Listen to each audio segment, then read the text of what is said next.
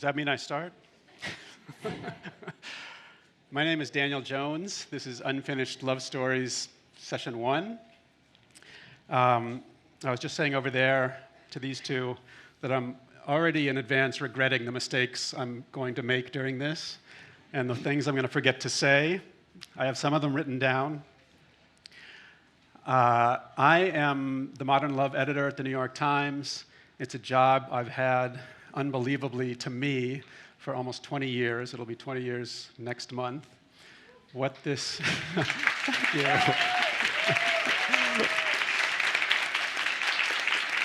That's the first time I've ever been applauded for that in my life.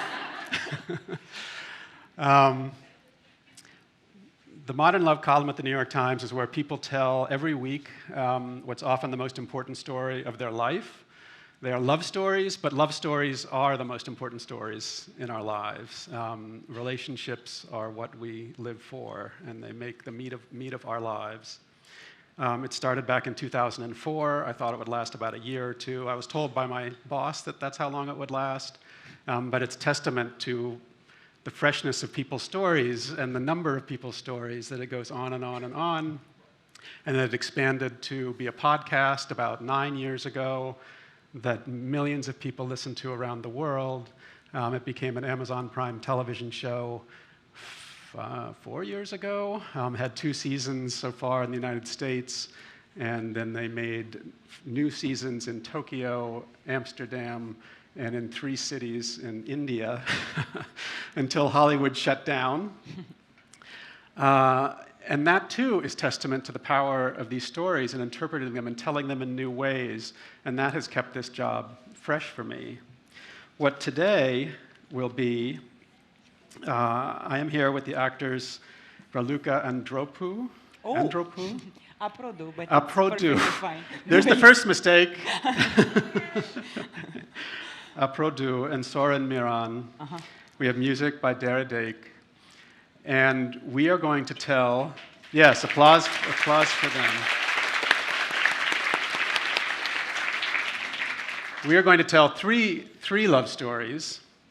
2 of them are from people who applied to this festival, who may be sitting among you. They actually don't know that their stories were chosen, so we may hear a shriek when it comes to it. Last year, when we did this festival, Christian said, I want to have people send in stories who are coming to the conference. And I, ever skeptical, said, well, we're not going to really get good material that way. Like, I get 12,000 stories a year to publish 52. And these are by English speakers first. And so, but I learned to not be skeptical with Christian when he proposes an idea. So last year, we had 4 stories that were wonderful by people who submitted from the festival, and 4 stories that were published in the column. This year, we're only reading stories by people who submitted to the festival. Today, we'll have one short story. I'm an editor, so to the person who wrote the first story, I apologize, but I made your story very short. I distilled it to its most powerful paragraphs.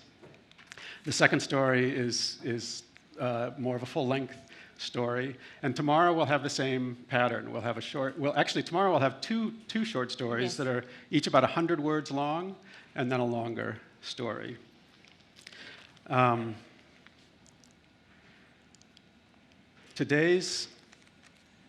said we were going to hear 3 love stories. So the first one is going to be one from me. It's a story that I've never told, and one that I've been thinking about a lot lately, because today's theme is longing. And longing it's such a wonderful word. So I'm thinking of last night with Topaz and his magnets, and this pull where you can't see what's pulling it together, this incredible pull and draw toward another person. And this word longing, like I think of myself, if there were an action to longing, it would sort of be this. Like, I want this. I want this, but I can't have it. Longing can be for a child you miss. It can be for a romantic interest who is unreachable to you. It can be for a parent who's died. But that feeling of I want that, but I can't have it. And it's in thinking about this festival theme of silence, it's quiet. It's all within you. It's not shared with that other person. It's just all within you, and it's silent. But incredibly powerful, incredibly powerful.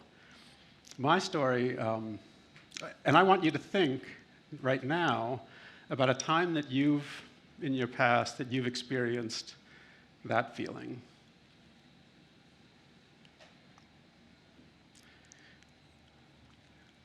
When there was someone out there that you wanted desperately.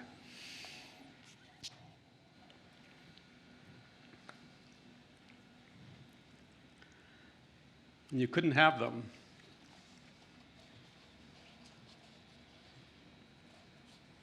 Think about that story and how you feel about it now and about that person now.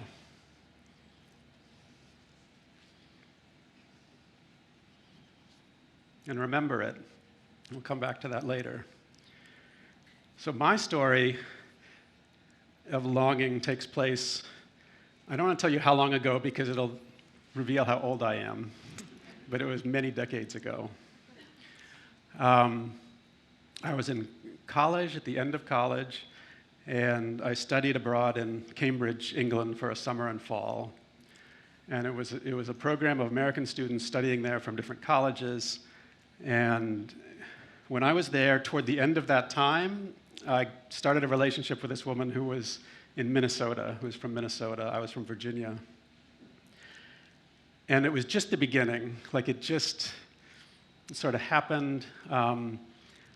But I knew that I was going back to Virginia. I knew that she was going back to Minnesota. I think we entered into it with that knowledge, which is actually a very easy way to enter into a relationship when you know there's an expiration date. You can open up so much more easily. You know there's nothing on the line, and you can go very deep very fast. And that's what we did. And then we left. I went back to school. She went back to school in Minnesota. We kept in touch a little bit. This is before cell phones, before email. We kept in touch by letters. I don't think we talked on the phone. And then she graduated, I graduated. I had very low ambitions for myself. I wanted to be a writer, and I wanted to be a ski instructor. Those two things went together pretty well.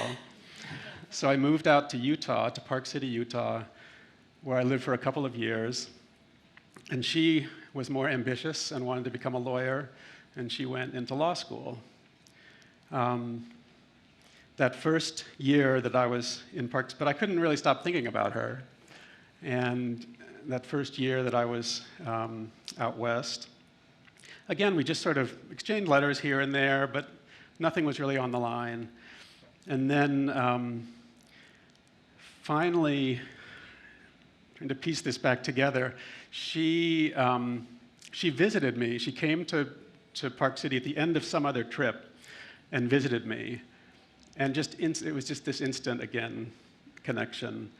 But we were afraid of it because she was going back to law school. I was going to stay where I was. So we, again, just sort of pushed it away and took it for what it was. And again, she went back, I went back. I put it out of my mind, but didn't, obviously. And it just started feeling more and more intense. And so that summer, there's a wrinkle.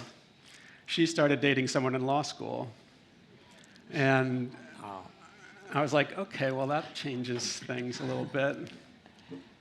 But it's maybe one of the only times in my life when the longing has pushed over into action that wasn't reasonable. And I said, I really want to come visit you in Minneapolis. And she said, okay. And I'm not really sure what she told the boyfriend. I think about this a lot. So they were they were dating, and they'd been dating for a few months, and somehow he allowed me to come and be with her romantically for a week in Minneapolis. He just sort of stepped aside, which is kind of like, what happened? Like, what was that? And that week was even more in every way. And we spent time in Minneapolis in her apartment. We went to where her family has a place up northern Minnesota, has all these beautiful lakes, and we went up there and spent time. And it's a blur. Like, I can hardly even remember what it was. And I drove there. It's about a 35-hour drive to go from Park City, Utah to Minneapolis, Minnesota. And I drove there, not nonstop, but kind of, sleeping in the car along the way. And then it came to the end of that week, and I left. But I left with the assumption that this would continue. And I left and went back to Utah. I guess the boyfriend and she resumed their relationship. I actually don't know, or at least in terms of timing, I don't know. But but I was hooked. This was it, and I've never felt such powerful longing in my life as over those next few months as I was planning for her visit to Utah. And I had all these fantasies about what we'd do together, where we'd explore Utah. For anyone who's been there, it's just an incredible state with national parks and arches and canyonlands and Bryce.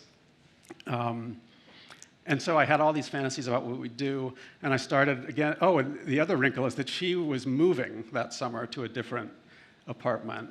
And I knew that was going to happen. And again, in the time of no cell phones and no email, when someone moves, there's not really a way to get in touch with them unless they get in touch with you and tell you their new phone number and their new address and all of that, which she didn't.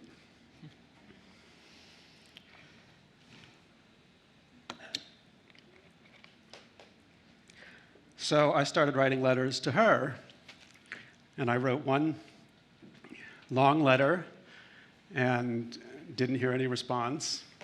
And then I wrote another long letter and didn't get any response. And then I wrote a third, kind of increasingly more desperate letter and didn't get any response. And then I wrote a fourth long letter saying what's going on and didn't get any response. And then I wrote a fifth letter, and that's when I gave up. And I took all of those strong feelings and just shoved them down someplace into some hole and covered it up and tried to move on with my life as this mystery of disconnection. And I associated strong feelings, I thought of strong feelings as being a bad thing, because strong positive feelings can lead to really strong negative feelings that can just sort of smother you and make life unbearable. So I shoved all that down to the side and thought, okay, well, I'm not going to allow that to happen ever again. And 25 years passed, and the internet came to be. I was able to find out who she was with, which was the same guy with 2 kids. She was an assistant district attorney in Minneapolis. He was had some kind of tech business, 2 children, and she had an email address.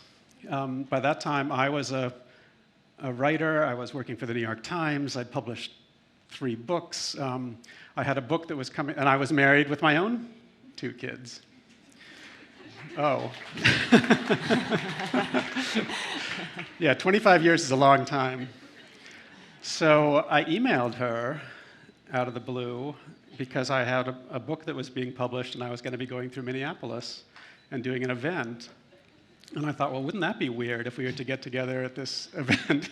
And I was to interrupt her and her now husband yet again.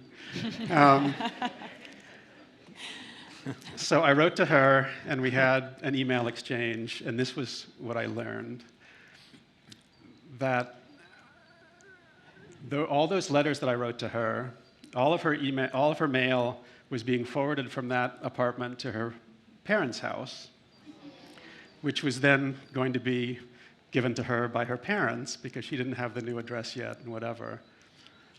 Her parents, seeing the difference between a lawyer, future lawyer she was with, and a ski instructor writer with very little promise, had held on to those letters and never passed them on to her. She discovered that, I think maybe 15 years later, she came upon all these letters that I'd written, increasingly desperate, like professing my love and just on and on. And she never saw them. And we didn't quite know what to do with that. But it's interesting to see how lives can turn on those kind of moments and those kind of decisions. So I went to Minneapolis. We went out and had a very nice dinner. Her husband didn't attend.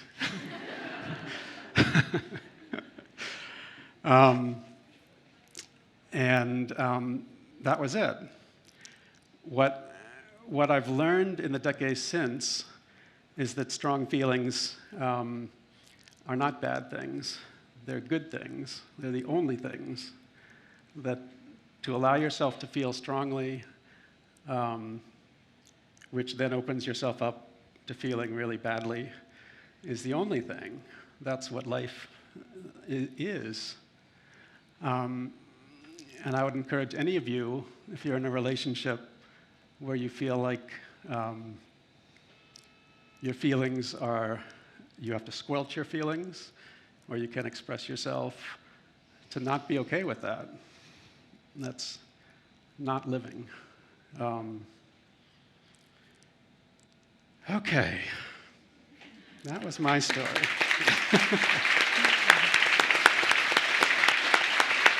Thank you. That was very cathartic. That was very cathartic for me to tell.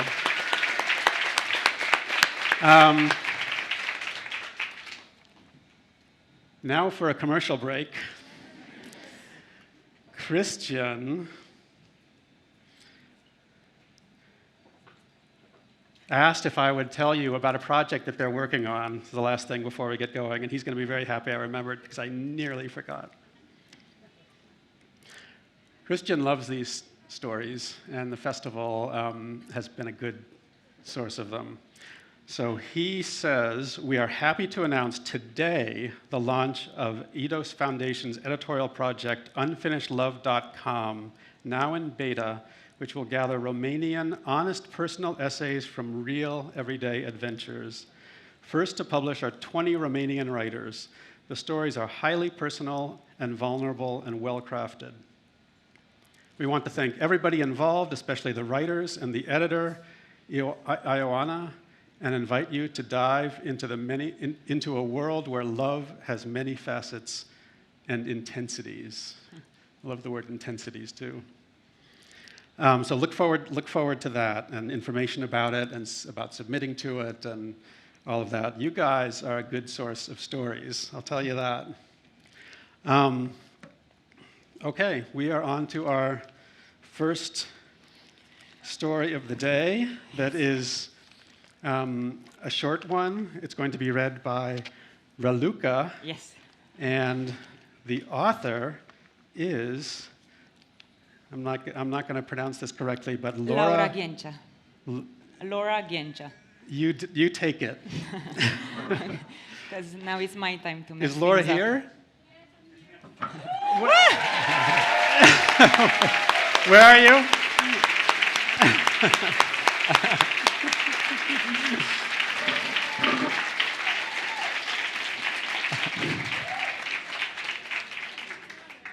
Well,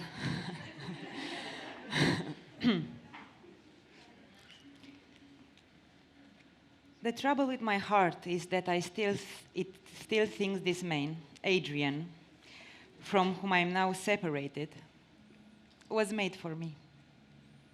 Like, literally. My heart thinks God created him to love me and to teach me how to love myself, to be the perfect daddy for our son, and to be this amazing engineer everybody in the field already heard about. But that doesn't make the process any easier. Trying to unlove someone you have loved for so long. It's a useless and painful process. A fight you shouldn't fight. A war where everybody loses. I thought I had found the perfect way to master it, but I hadn't. When he was not here, I miss him a lot. When he is here, I love him even more. Our story is somehow unfinished because we still have our son to look after together for the rest of our lives, and we yet haven't signed any divorce paper. I can't even imagine ending a lifetime together with a signature and a stamp to sum it up. But some questions remain. Can real love truly end? Or if it is ending, was it ever love? Like the perfect chocolate bar you have tasted for the last time? Or it's just moving itself from marital status to parenthood, from kisses on the lips to the cheeks, from long hugs to shaking hands? Can you stop loving someone if they stop loving you? Or must you learn to love in silence?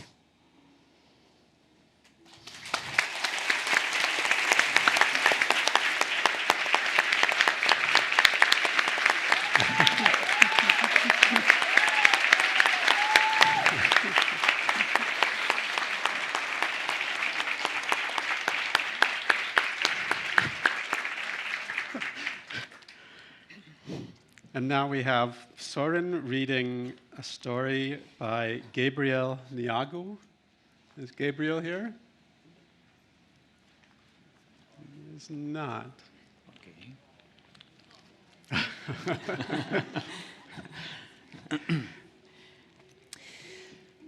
In the spring of 2019, a recent relationship had burned any remaining debris of my romantic idealism.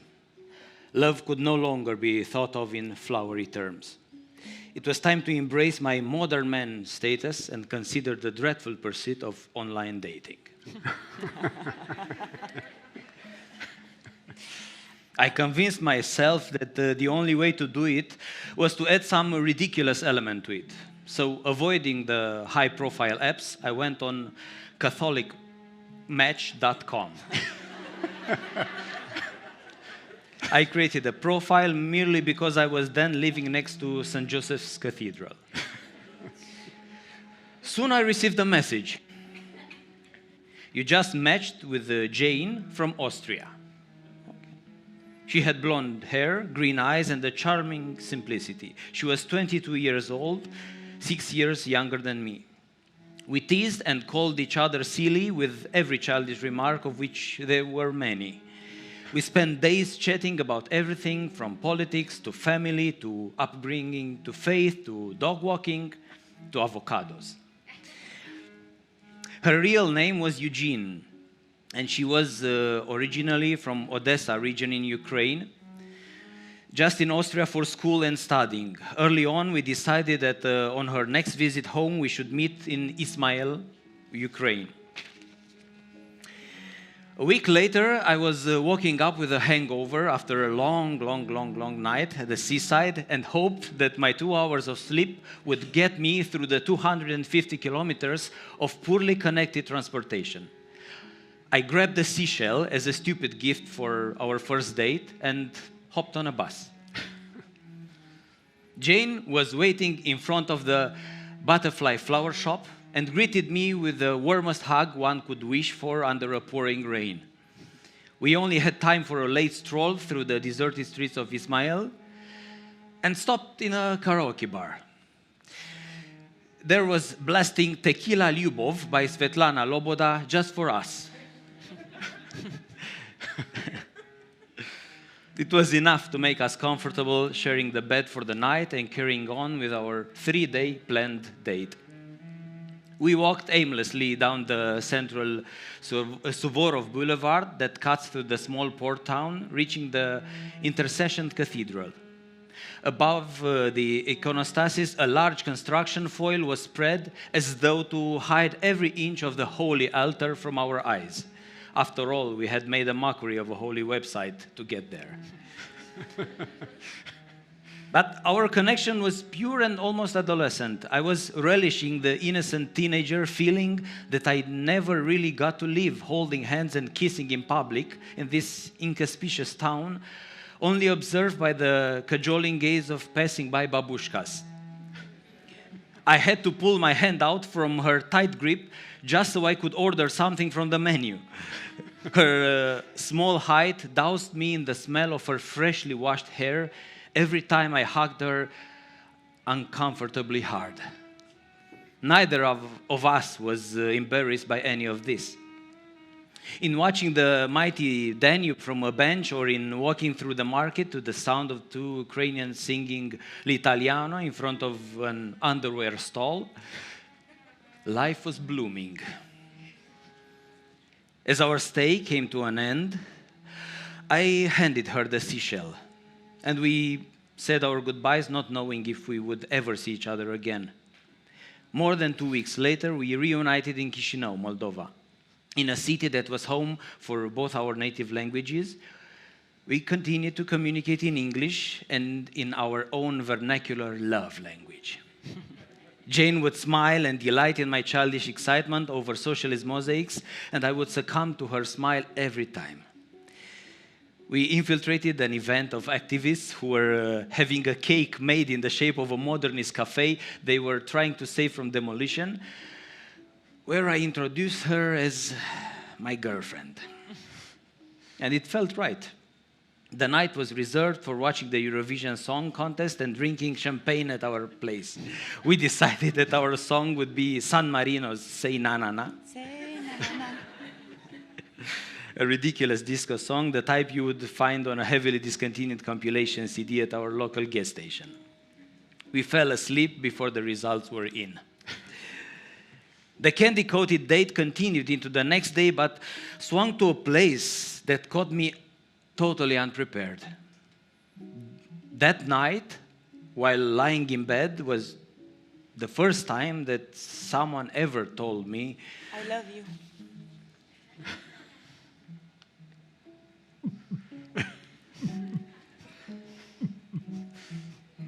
I froze. It was an unwritten family rule that we never curse, mutter profanies, or express deep emotions. I mean, not only was I unsure of being emotionally there, but doubted that I could ever phonetically utter these sacred words that I didn't dare to say to my mother.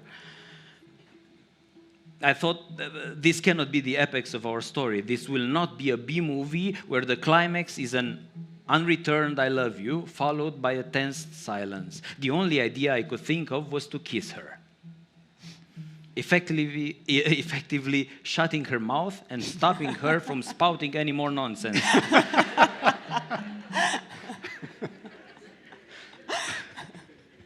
We left Chișinău with the same heartfelt connection as before, but with a big uncertainty looming.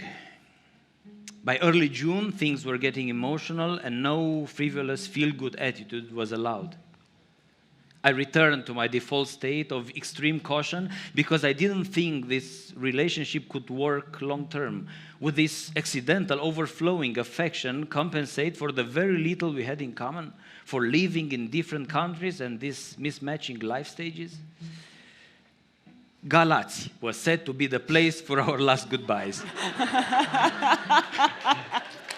Yeah. Seen as an only go there if you really have to kind of city. It became engraved in our memories, intertwined with all the conflicted feelings that we would carry out of it. Apart from visiting an absurd museum of visual arts located inside the most mundane apartment block possible, we spent the whole day pretending it was just an ordinary hangout. Oddly enough, it is this time that has the blurriest edges. A faded memory may be purposely left unattended under thick layers of dust. We continued talking online after, evading any possibility of a bruising experience or the usual resentment.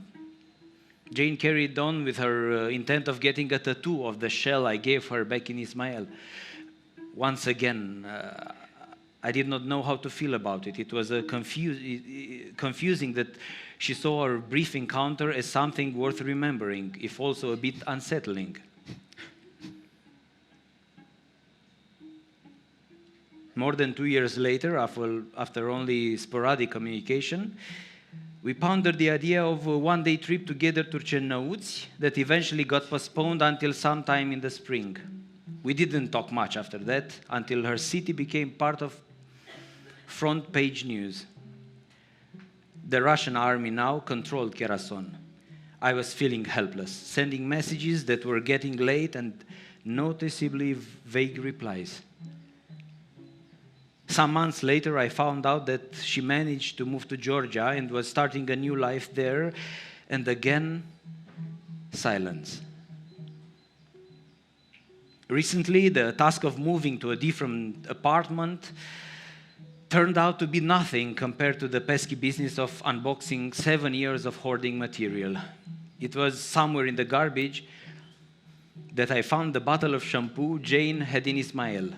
I had snitched it from the accommodation.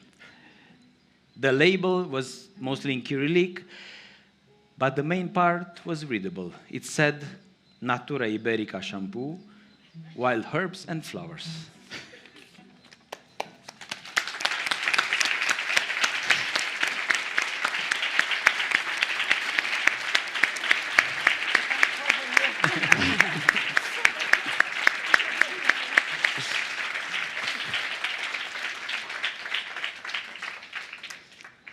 Okay, thank you so much. Man, those were beautiful. Those were beautiful. And it was reading that story, I realized in hearing it, that was triggering my memories of the unreturned letters and the longing. Going back to the beginning, I talked to you about your own story of longing and remembering from your past and a person who is important to you and what happened to that. I'd like you now to find a partner. Because when we were going to be in the garden area, we were going to find a partner and tell that story walking here. But thank God we're here in the shade instead of in the garden theater. But here, you may be sitting next to someone you know. And in that case, I don't want you to talk to that person. You need to find someone you don't know. And I want you to take turns telling that story to a stranger. Go. Not us.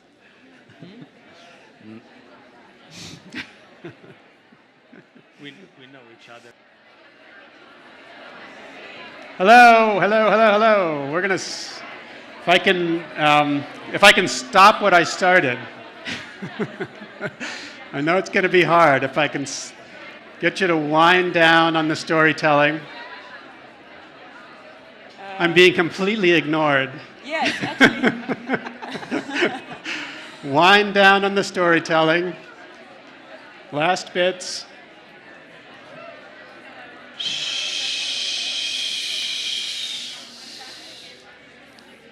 Last words. Okay, man. Stop. Shh. Okay, I'm really glad that was hard to stop, by the way.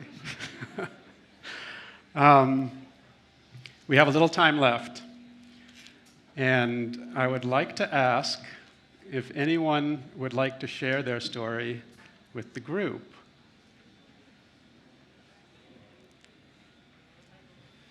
Would anyone like to share their story with the group? Okay.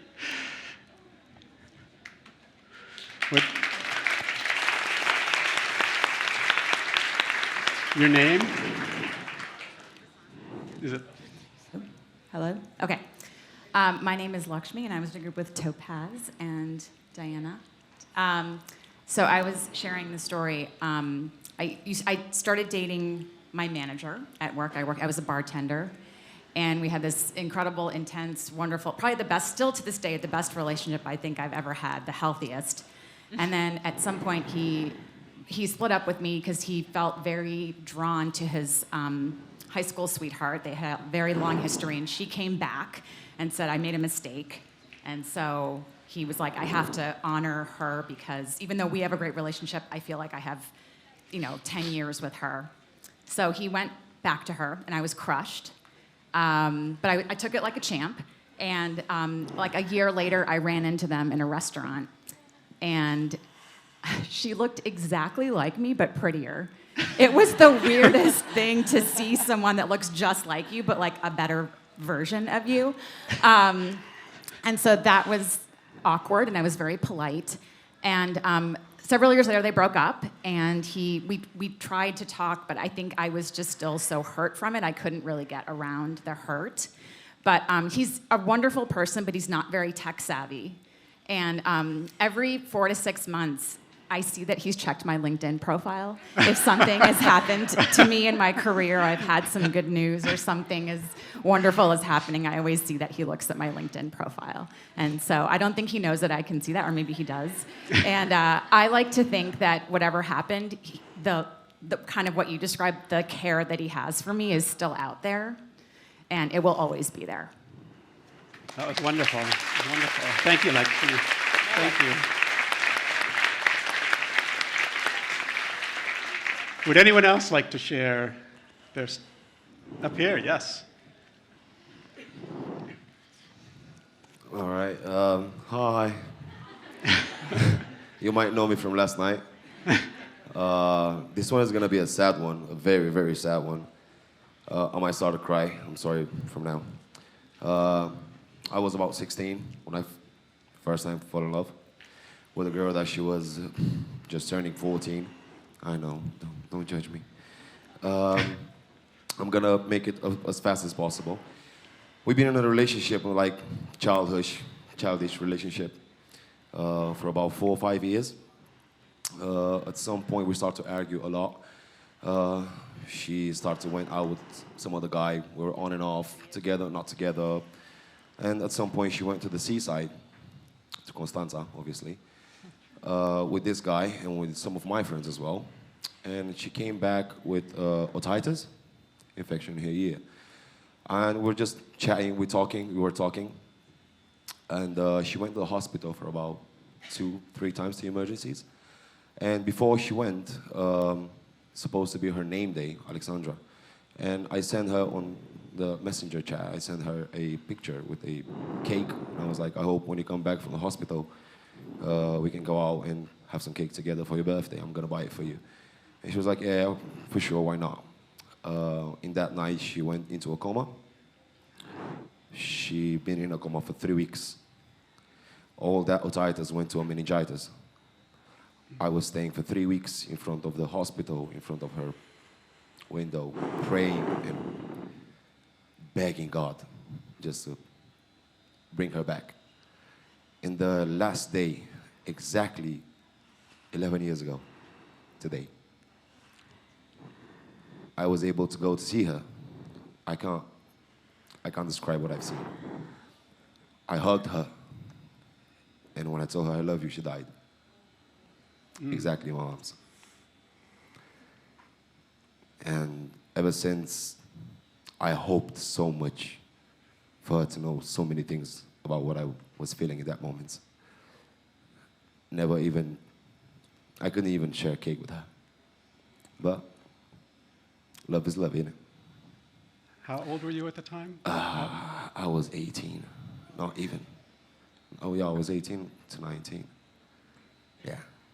And what did you do with those feelings? With those feelings, I haven't done a lot with my life because I've been in a depression for about 9 years. I went out of depression about a few years ago. I was not even realizing that I'm in a depression. I was always nagging and always doubting myself that I'm over it, I'm over it, I'm over it. Shove it away. Yeah, exactly what you said, shove it away. I put all my feelings on the side. I'm sorry for the word, I was a dick to a lot of girls, because I couldn't even feel love. I couldn't even accept love because all my thoughts, they were to her. And yeah, appreciate people you have beside you guys, honestly. You never know what can happen. You never know what can happen. And love the people that have there you have beside you. Thank you for sharing. Thank you so much as well.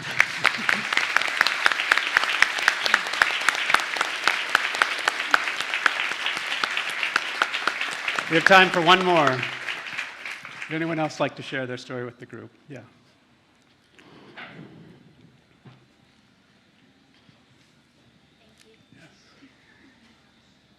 Hi, everyone. I'm very grateful to hear that you have so many love stories. And I know that sometimes it can become a cliche to talk about self-love, and we have all these terms we are using about it, but I'm not sure how much we feel it inside, and if we even know how it should feel like. Is it just bubble baths and fancy things, or how does it actually feel like? And on my long journey with myself, I started exploring different routines and see how things feel on my skin and in my skin.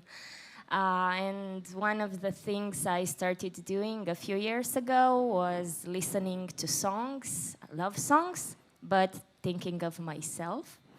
And recently I had this experience with a song from, I mean, it's just a cover from James Blake, Case of You. And I would like to read you a few lyrics and Please just do. encourage you to think about yourself while hearing this. You're in my blood like holy wine. You taste so bitter and so sweet. Oh, I could drink a case of you, darling. Still, I'd be on my feet. Oh, I would still be on my feet. And this is always a great reminder of how I'm always there for myself. And even though I did not experience much love in relationships, in romantic relationships so far, I still have time for that. I'm trying to experience love in as many forms and shapes as possible with myself. And I hope everybody does. Thank you. Thank you for sharing.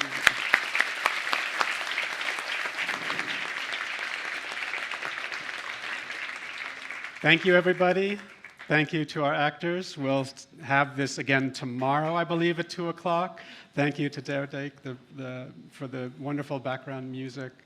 And I will be in conversation, I guess, starting for the next session. I've lost track of time.